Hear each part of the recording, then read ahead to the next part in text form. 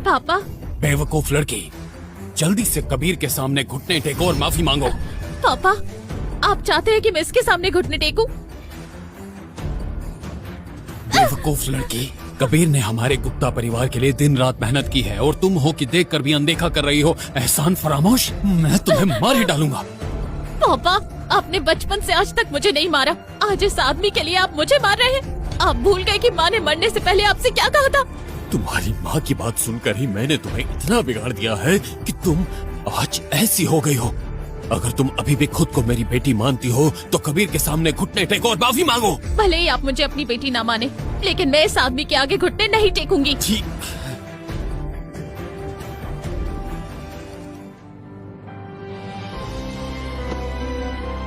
Chairman साहब, आप ये क्या कर रहे हैं? कबीर, मैंने उसे ऐसी नाफरमान बेटी बनाया है। कबीर, ये सब मेरी गलती है। मैं उसकी तरफ से माफी मांगता हूँ। पापा, आप कैसे इस आदमी के आगे घुटने टेक सकते हैं? तुम चुप रहो। कबीर, वरदान ग्रुप तुम्हारी आंखों के सामने ही इतना बड़ा हुआ है, तुम इसे बर्बाद होते हुए नहीं देख सकते। मैं तुमसे विनती करता हूँ, वरदान ग्रुप पर थोड़ा रहम करो प्लीज। चेयरमैन साहब, ये मेरा जाति मामला होता तो मैं सह लेता, लेकिन नैना ने जो मुसीबत खड़ी की है वो बहुत बड़ी है। उसे सजा नहीं मिली तो मैं दुनिया को क्या जवाब दूंगा? कोई है? इन दोनों को यहाँ से ले जाओ। रुको। तुम्हें और कुछ कहना है? रोहन वर्ल्ड एलीट बोर्ड के एक सीनियर मेंबर है। वो दुनिया भर के रिसोर्सेस इस्तेमाल कर सकते हैं। वो तुम्हारे सागर ग्रुप को ब्लैक लिस्ट कर देगा। तुम काउंसिल के बड़े आदमी हो और वो मिस्टर शर्मा सिर्फ एक मामूली इंसान। डरते क्यों हो? फोन लगाओ। मैं कैसे? मैं तुम्हें एक मौका दे सकता हूँ फोन करने के लिए। मैं भी तो देखूं कि तुम किसे बुला सकते हो। देख क्या रहे हो? फोन लगाओ। आपके द्वारा डायल किया गया नंबर मौजूद नहीं है। लगता है गलत नंबर लगा दिया। मैंने पहले ही कहा था कि ये धोखेबाज है। तुम अपना मुंह बंद रखो। तुम चलते हो रोहन से। मिस नैना, मैं आपसे कह रहा हूँ सोच समझ कर बोलिए। सोच के बोलूं? सुनो मिस्टर शर्मा, रोहन के पास दुनिया के सबसे बड़े लोग हैं और उनके सामने तुम कुछ भी नहीं हो। वक्त आने पर तुम्हें भी देख लेंगे। आपके द्वारा डायल किया गया नंबर मौजूद नहीं है। तुम आखिर कर क्या रहे हो? क्या हुआ, घबरा गए क्या? आप कोई सफाई नहीं दे पा रहे? कौन कह रहा है मैं घबरा रहा हूँ? मैं जानता हूँ काउंसिल के बड़े लोगों को। बड़े लोग? तुम्हारा मतलब काउंसिल के बाहर फंडिंग मैनेजर से है? हाँ बिल्कुल, काउंसिल के जो फाउंडिंग मेंबर्स हैं। अरे मेरी उन सब से अक्सर बात होती रहती है। काउंसिल के फाउंडिंग मेंबर्स? वो तो अमेरिका के प्रेसिडेंट से भी ज्यादा बड़े लोग हैं। अपनी एक उंगली से वो लोग पूरी दुनिया हिला सकते हैं।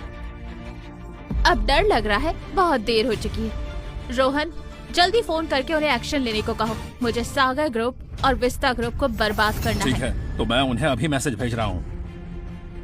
ये क्या हो रहा है? ये क्या हुआ? तुम तो काउंसिल के लोगों को जानते थे ना, फिर तुम्हारा मैसेज रिजेक्ट कैसे? लगता है ये ब्लैक लिस्टेड है। तुमने तो कहा था कि तुम काउंसिल के सीनियर मेंबर हो, तो फिर ब्लैक लिस्टेड कैसे हो गए? अगर तुम किसी को नहीं ढूंढ पाए तो मैं तुम्हें ले जाऊंगा। अरे रुको, मेरे पास एक और तरीका है। क्या तरीका है तुम्हारे पास? चेयरमैन नैना, अभी जो काउंसिल के चेयरमैन है ना, वो मेरे पक्के दोस्त हैं। मैं उन्हें मैसेज करता हूँ, वो हमें अनब्लॉक करवा देंगे। तुमने तो बताया था कि काउंसिल का चेयरमैन 12 फाउंडिंग मेंबर्स में से एक होता है और उसे बाकी 11 लोगों की मंजूरी से ही चुना जाता है। तुम कैसे हो सकते हो उसके पक्के दोस्त? अरे चेयरमैन, आप बस एक बार मुझ पर विश्वास कीजिए। हम दोनों जो हैं अमेरिका में मिले थे, तब से जानते हैं। तो जल्दी फोन लगाओ। रोहन, ये नाटक कब बंद करोगे? तुम अपना मुंह बंद रखो। बीच में बोलने की तुम्हारी हिम्मत कैसे हुई? अरे लग गया चेयरमैन, फोन लग गया। क्या इस जैसे आदमी के पास काउंसिल के चेयरमैन का नंबर है? हेलो चेयरमैन, अरे मैं बोल रहा हूँ, मैं रोहन, पहचाना? वो क्या है कि मैं एक छोटी सी मुश्किल में फंस गया हूँ। क्या आप मेरी मदद कर सकते हैं? किसी मिड लेवल एम्प्लॉय को भेज दीजिए, काम हो जाएगा। क्या कहा? Aircraft carrier? अरे उसकी जरूरत नहीं है, एयरक्राफ्ट कैरियर बुलाने की जरूरत नहीं है। आप बस कुछ दर्जन स्पेशल कमांडोज को भेज दीजिए, उतना काफी होगा। 10 मिनट, ठीक है? हाँ ठीक है, मैं उनका इंतजार कर रहा हूँ। 10 मिनट कहा है। देखा आपने, सिर्फ काउंसिल के लोग ही भेज सकते हैं स्पेशल कमांडोज और एयरक्राफ्ट कैरियर, और उनका मुकाबला कोई नहीं कर सकता। नैना, मैं तो कहता हूँ थोड़ा दिमाग इस्तेमाल करो, नहीं करोगी तो जंग लग जाएगा। तुम अपना मुंह बंद रखो। तुम्हारी हिम्मत कैसे हुई? 9 मिनट तो हो चुके हैं, अब तक कोई नहीं आया। मुझे तो लगता है इसने कोई फोन नहीं लगाया था। ये तो बस अकेले स्क्रीन को देखकर बड़बड़ा रहा था।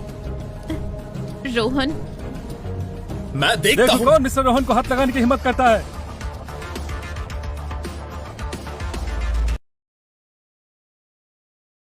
अच्छा हुआ मैंने एक बैकअप प्लान रखा था। कुछ दोस्तों से डील थी कि अगर कोई फंस गया तो बाकी लोग आ जाएंगे उसे बचाने के लिए। आखिरकार ये काम आ गया।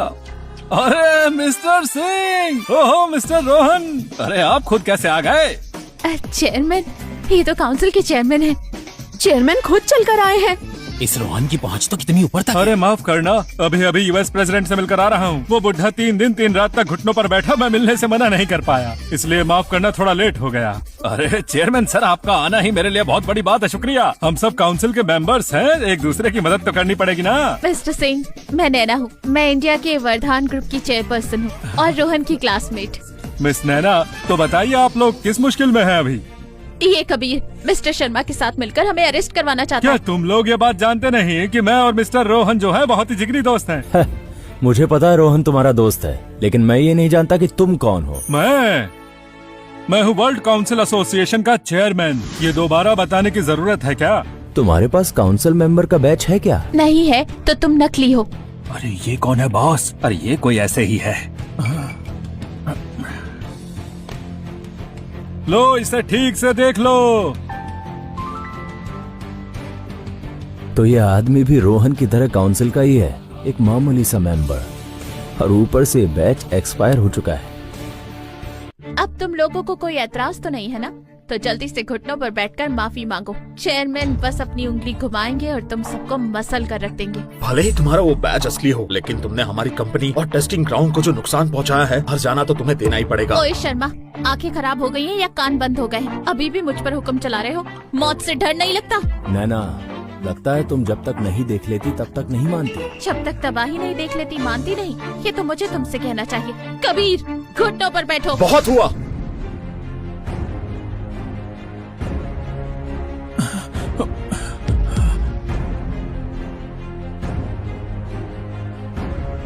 तीन सितारे। डिजाइन भी अलग है। पहले वाला बैच तो इसके सामने बिल्कुल सड़क छाप लग रहा है।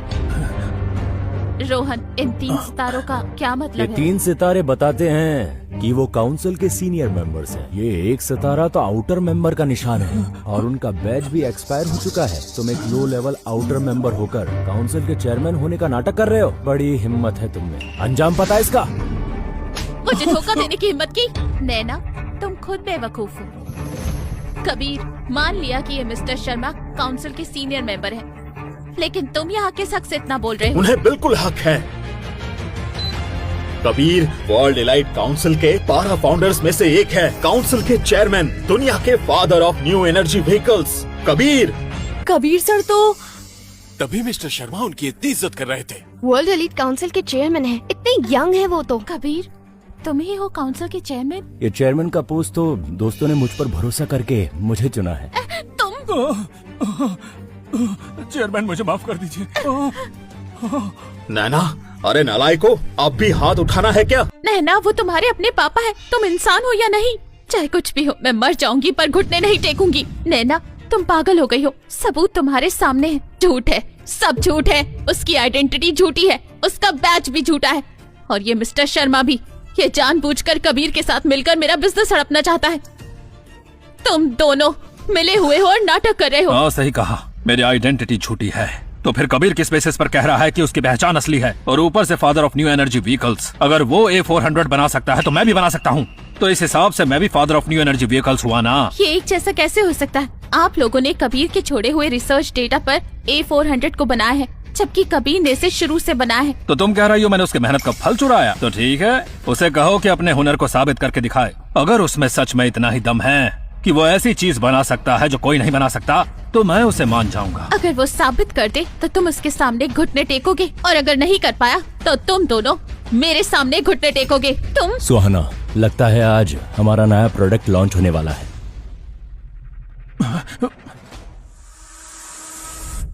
हमारा नया प्रोडक्ट लॉन्च होने वाला है। आप सब लोगों को मैं अपने विस्टा ग्रुप के नए प्रोडक्ट से मिलवाना चाहता हूँ। विस्टा ए टाइप, ये गाड़ी असल में गरुड़ सीरीज की 5वीं जनरेशन गरुड़ A500 के तौर पर प्लान की गई है, लेकिन जैसा कि आप सब लोग जानते हैं, अब इस गाड़ी का नाम विस्टा ए टाइप रखा है। अरे ये गाड़ी तो वैसी ही लग रही है, इसमें अलग क्या है? इस प्रोडक्ट का सबसे खास फीचर है कि ये सेल्फ ड्राइविंग है।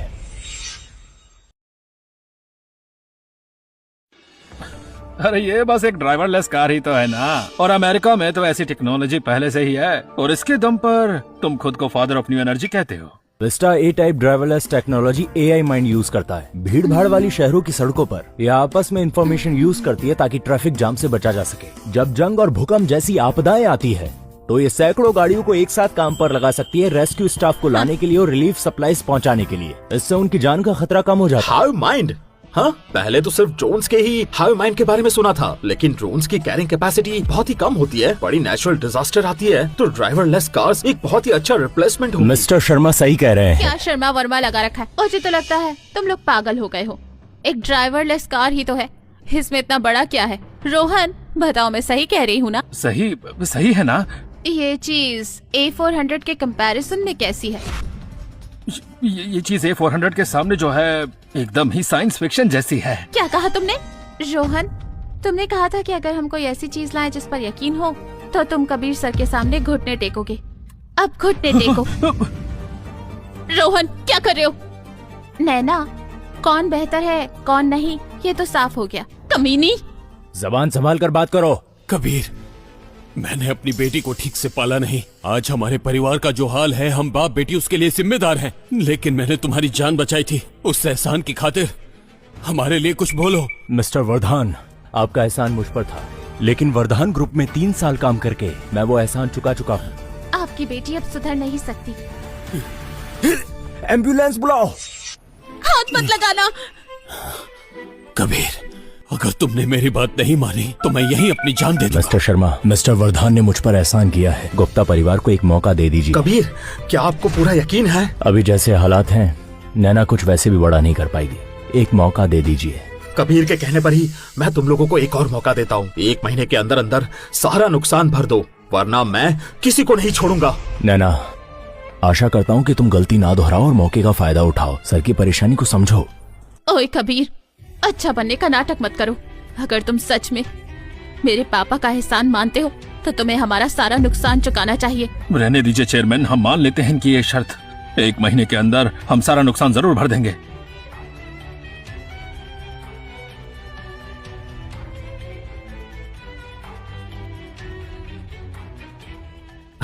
कबीर, मैं ये सैकड़ों करोड़ों का ऑर्डर विस्टा ग्रुप को ही देना चाहता हूँ। शुक्रिया मिस्टर शर्मा, हम पूरा सहयोग करेंगे। मिस्टर शर्मा, आप चिंता ना करें, 1 महीने के अंदर लॉन्च हो जाएगा। हाँ, बहुत अच्छा। लेकिन हाँ, नए प्रोडक्ट की टेक्नोलॉजी कॉन्फिडेंशियल है। प्रोडक्ट डिलीवर होने से पहले मैं चाहता हूँ कि ये सीक्रेट रहे। हम ध्यान रखेंगे।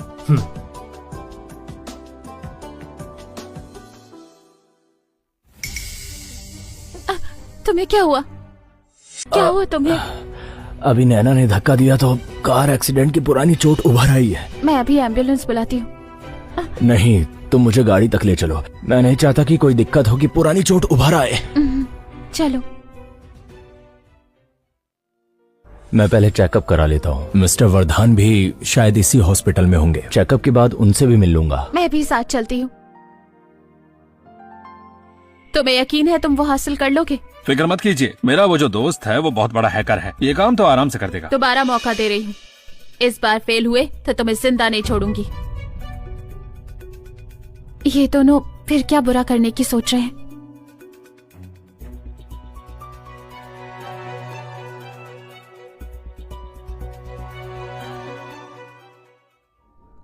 टेक्नोलॉजी की प्रॉब्लम तो सॉल्व हो गई, लेकिन पैसों का क्या? तो शर्मा 1 महीने के अंदर पैसे मांग रहा है। मेरा तो सर फटा जा रहा है। नैना, मिस्टर वर्धान के रिटायरमेंट अकाउंट में अभी भी 100 करोड़ पड़े हैं ना? ये तुम क्या कह रहे हो? वे मेरे पापा के इलाज के पैसे हैं। अगर हम इस मुश्किल से नहीं निकल पाए ना तो आपकी पूरी गुप्ता फैमिली बर्बाद हो जाएगी। और अगर उस वक्त मिस्टर वर्धान ठीक भी हो गए तो क्या फायदा? ठीक है, जैसा तुम कहो, लेकिन उस अकाउंट को अनलॉक करने के लिए पापा के रेटिना स्कैन और फिंगरप्रिंट्स की जरूरत है। अगर मिस्टर वर्धान होश में होते तो हमें उनसे पूछना पड़ता, उनकी इजाजत लेनी पड़ती, लेकिन अभी तो वो बेहोश हैं। हम उनकी तरफ से अंगूठा लगा दे और काम हो जाएगा।